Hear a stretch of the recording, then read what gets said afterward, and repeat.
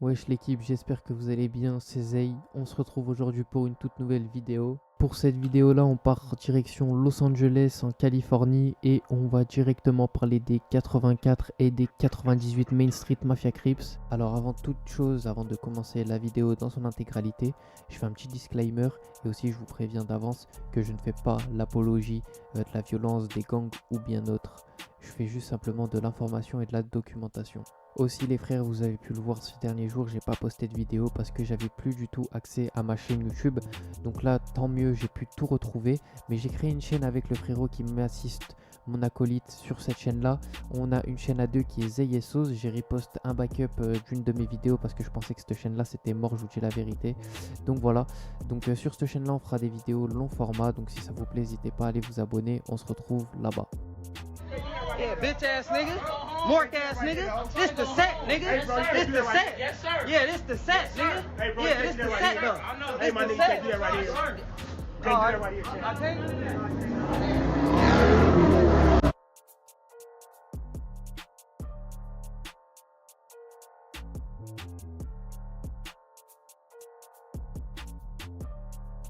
Baby with a K, put it on dick, nah, like a nigga that was fucking with the wrong kid. And take niggas stick to the line, like wishing you dead.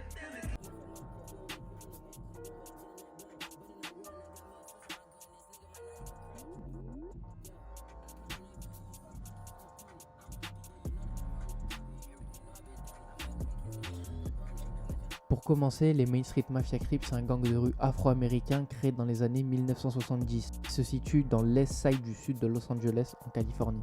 Les Main Street, eux, ils sont connus sous deux sous-ensembles, connus sous le nom de 84 Main Street Mafia Crips et 98 Main Street Mafia Crips. Je précise que les deux territoires des 84 et des 98 sont pas du tout à côté, celui des 98 est un peu plus bas que celui des 84. L'ensemble des Main Street Mafia Crips tombe sous l'effigie des Mafia Crips avec le Fuchtown Mafia Crips et les Blue Gate Mafia Crips. Les Crips de la rue sont principalement connus pour porter du jaune ou de l'or, ainsi que le bleu traditionnel pour montrer leur affiliation aux Crips. Pour les 98 Main Street Mafia Crips, ils sont originaires de la 98e rue et Main Street entre Colden Avenue et la 104e rue. Ils vivent principalement avec les Q102 East Coast Crips, les 97 Gangster Crips, les 112 Broadway Gangster Crips et les Denver Lane Gangster Blood. Pour les Main Street Mafia Crips, eux ils sont situés autour de la 84e rue et Main Street entre San Pedro et Broadway Boulevard. Eux ils vivent principalement avec les Mats One Blood et les 87 Gangster Crips. Maintenant je vais vous parler de l'alliance de Main Street et des Hoover qui a mis fin tragiquement suite à la mort d'une personne des 94 Hoover criminals, ce qui a déclenché du coup une grosse guerre entre les Main Street et les Hoover. The Main Streeters et The Hoover, ils avaient l'une des alliances les plus étroites de toute l'histoire des gangs de LA. Ça commence quand les Main Street Mafia Crips ils organisaient une motion party. Une motion party, c'est une grande fête dans une grande maison de luxe par exemple. Et ben vas-y, t'invites tous tes alliés, par exemple de ton gang ou quoi, des potes à toi et tu fous le bordel dans la soirée, tu fais une soirée quoi. Le 16 août 2009, un mec connu sous le nom de 4Star était un membre des 94 Hoover Criminals. Lui, il se promenait dans un SWAT commercial sur la 87e place et Broadway. Et dans la zone auquel il se baladait, il portait un rag orange. Un rag, c'est un bandana. Et en général, les gang members à LA, ils mettent des rags. Les personnes affiliées uniquement au set, ben, ils mettent des rags. Par exemple, pour les Crips, c'est des bleus. Pour les Bloods, c'est des rouges. Enfin, vous avez compris. Juste après sa balade, il s'est fait interpeller par un membre des Main Street Mafia Crips.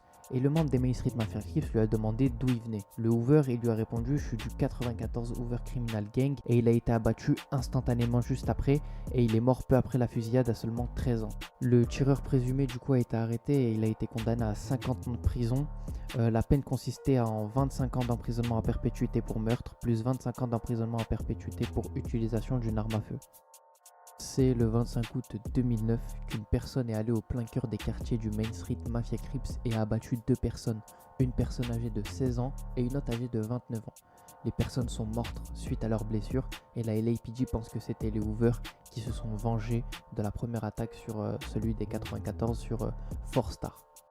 Pour terminer la vidéo, je vais vous parler de l'opération Main Street Mafia Crips qui a été organisée par la LAPD en 2014. C'est en 2014 que les autorités locales et fédérales ont perquisitionné une maison sur Main Street.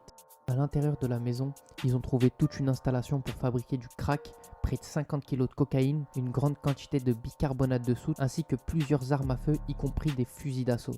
Après cette perquisition, 12 membres de la 84 Main Street Mafia Crips réputés ont été arrêtés dans le cadre de l'opération.